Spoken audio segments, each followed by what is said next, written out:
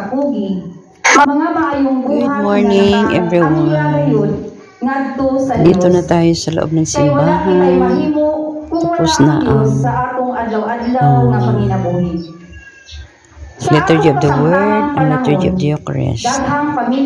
Then, nagkaroon na ng sharing on the topic and Marian theme. Ang ating sharer ngayon ay si Sister Amalia Aragon. Grabe ang ilang pagpaningkamot sa panginabuhian. Ang bana sa laod, nag-anto sa kainit ug ulan. Ang asawa, naglabandera, aron makakwarta. To sustain sa ilang adlaw-adlaw nga panginahanglan. Mintras ang bana, tuang sa laod.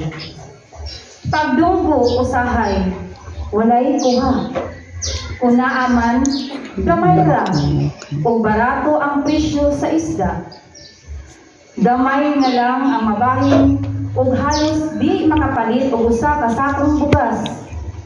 Mudangot na lang sa pautang na 5-6, o uban pang pautang na dako kaayo interest. Kini nakakasamot sa ilang kalisod, o ang uban dili na lang magpaeskwela sa ilang anak. Sa ilang nga anak, diin sayop na desisyon. Grabe ang ilang pagpaningkamot sa paglaong na makahawa sa katubigan. Usahay may mga ayuda alang sa mga kabos, dili usab patas ang distribusyon. Ang atong mga igsoon sa bukid nga mga lumad, mawad-an sa ilang katungod, sa yuta nga ilang giugmad. Kay pilion man ang barato, paliton man o barato kaayo, hayluhon o trabaho sa walay kasiguruhan nga sweldo. Kini inhustisya ngadto sa atong mga igsoong lumad.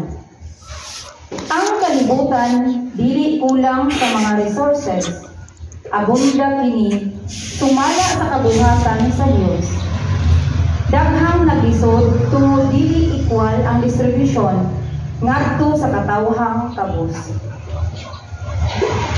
Mga igsoon, dili ta makakawala sa paglaom, mga landong, dungol og sangpit sa Dios kay siya gugma ug maluluyon. Dili ta niya pasagdan, maguban siya kanato kanunay hangtod sa katapusan sa kalibutan.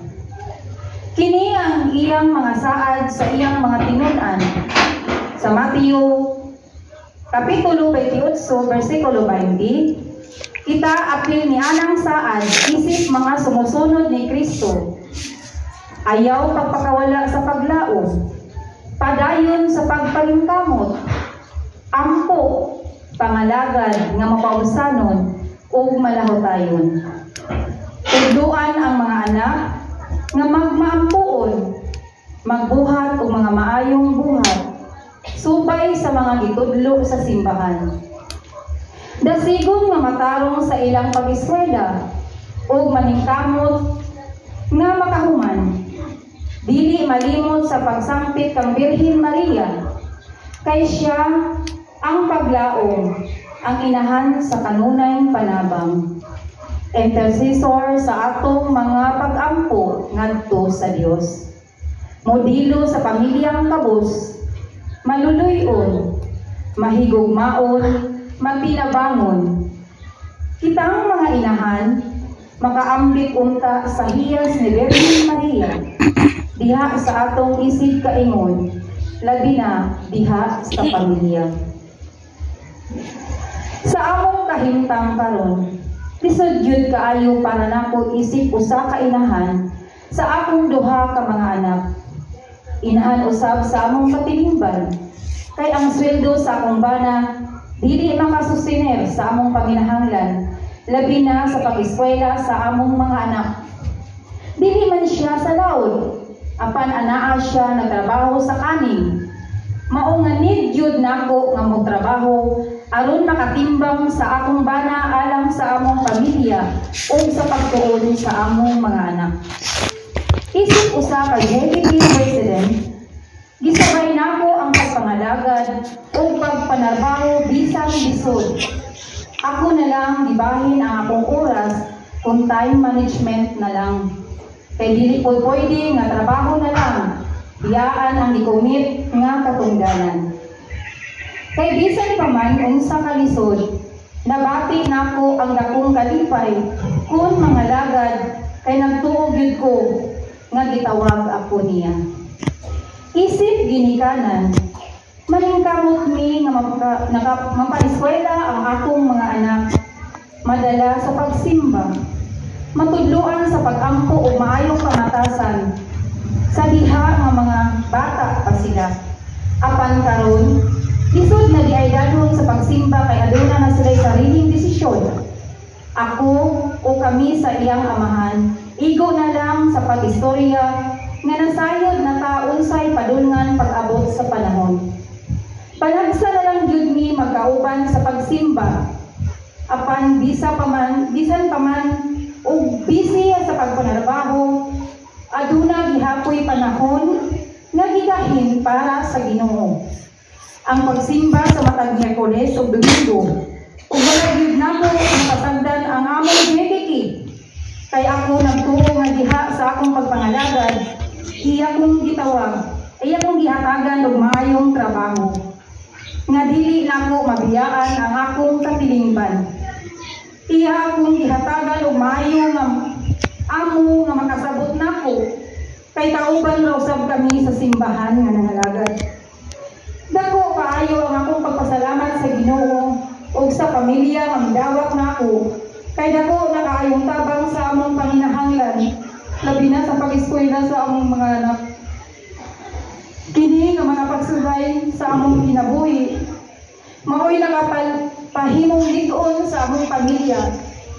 Wala mi hunong sa pag-ampo nga malampasan nga namo ang tanan, uban sa panabang sa mahal nga Birhen Maria o sa atong labaw nga makagagaw. Hinaot nga dili ta magpakawala sa paglaom bisan sa kalisod ug mga pagsulay sa kinabuhi. Ampo nga matinud-anon ug salig sa iyang gugma. Kaluoy ug matinud-anon mapaubsanon sa pagpangalagad ug malahotayon uban sa kakugi ug makalingkawas sa kalisod. Daghang salamat ug may buntag sa tanan.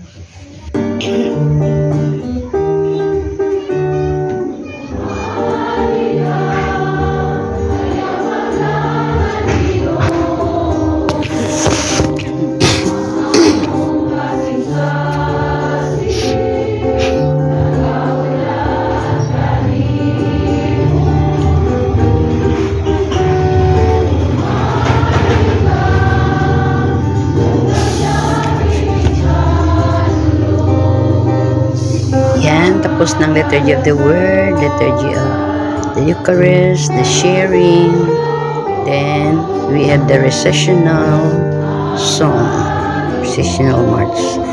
Thank you for watching. Please like, comment, and share our video. Follow for more. God bless. Bye-bye.